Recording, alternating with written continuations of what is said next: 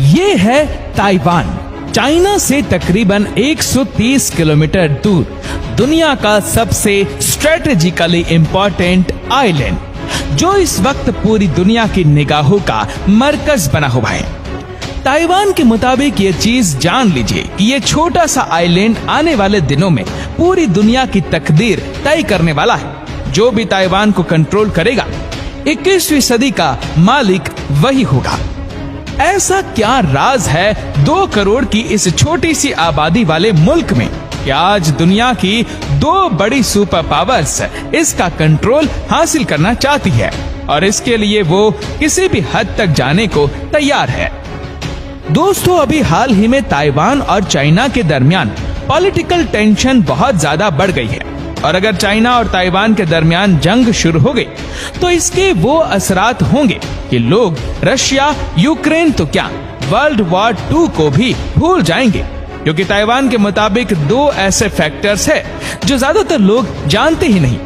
Taiwan की history की बात करें तो ताइवान पर हजारों साल से बीजिंग में मौजूद चिंग डायनेस्टी की हुकूमत रही है। फिर 1895 में जापान ने ताइवान पर कब्जा कर लिया और अगले 50 साल तक उस पर हुकूमत की। इसी दौरान चाइना के कम्युनिस्ट और चिंग के नेशनलिस्ट के दौरान एक जबरदस्त सिविल वॉर शुरू हो गई।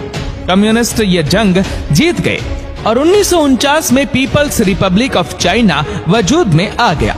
दूसरी तरफ नेशनलिस्ट चाइना से भागकर ताइवान आ गए और तब से लेकर आज तक ताइवान उन नेशनलिस्ट के कंट्रोल में ही है।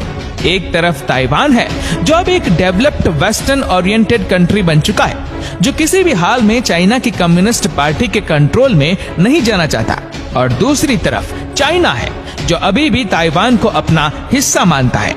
और प्रेसिडेंट शी जिनपिंग ने बताया कि ताइवान को दोबारा बीजिंग के कंट्रोल में लाना चाइना का एक हिस्टोरिक मिशन है और इस मिशन को पूरा करने के लिए चाइना किसी भी हद तक जा सकता है।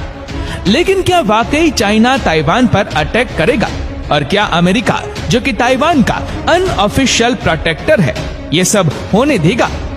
70 साल गुजरने के बावजूद ताइवान यूनाइटेड नेशन का मेंबर नहीं बन सका। आज की डेट में सिर्फ 15 छोटे कंट्रीज ताइवान को ऑफिशियली रिकॉग्नाइज करते हैं और इसकी वजह यह है कि चाइना ताइवान को सिर्फ एक बागी प्रोविंस समझता है और किसी भी ऐसे मुल्क के साथ डिप्लोमेटिक रिलेशन नहीं रखता जो ताइवान को ऑफिशियली रिकॉग्नाइज्ड करता हो। अब चाइना 1.5 अरब की आबादी के साथ दुनिया की दूसरी बड़ी इकोनॉमी है और इसीलिए सारी दुनिया, इवन की अमेरिका भी इस इश्यू में पब्लिकली चाइना को सपोर्ट करता है और ताइवान को इंडिपेंडेंट स्टेट रिकॉग्नाइज नहीं करता। लेकिन दूसरी तरफ अमेरिका ताइवान का सबसे बड़ा अनऑफिशियल सपोर्टर भी है।